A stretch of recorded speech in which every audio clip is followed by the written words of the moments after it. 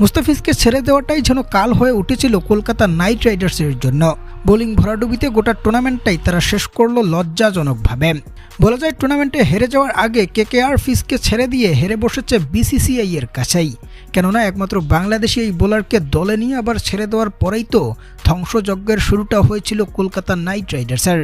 একদিকে হর্ষিত রানাকে তারা পায়নি ইনজুরির কারণে, অন্যদিকে 18 কোটির লঙ্কান পেজার মাতিসা পাতিরানাকে দিয়ে তারা করাতে পেরেছে মাত্র 8টা বল। গোটা টুর্নামেন্ট জুড়ে মাত্র 8 বলেই আসর শেষ করেছেন পাতিরানা, যেখানে হিসাব বলছে প্রতি 1 বলে লঙ্কান এই পেজারের পিছনে কলকাতার খরচ প্রায় 2.5 কোটি টাকা। শুধু এখানেই নয়, 25 কোটি 20 লাখ রুপির ক্যামেরন গ্রিন ছিল কলকাতার আর এক বড় লস প্রজেক্ট।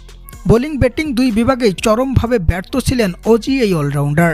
টুর্নামেন্টের শুরুতেও তো বোলিংও করতে চাননি তিনি, যার মধ্যে মোট 14 ম্যাচে ব্যাট হাতে 322 রান আর বল হাতে উইকেট তুলে নিয়েছেন মাত্র 8টি, সেটিও মোট 22 ওভারের মধ্য দিয়ে।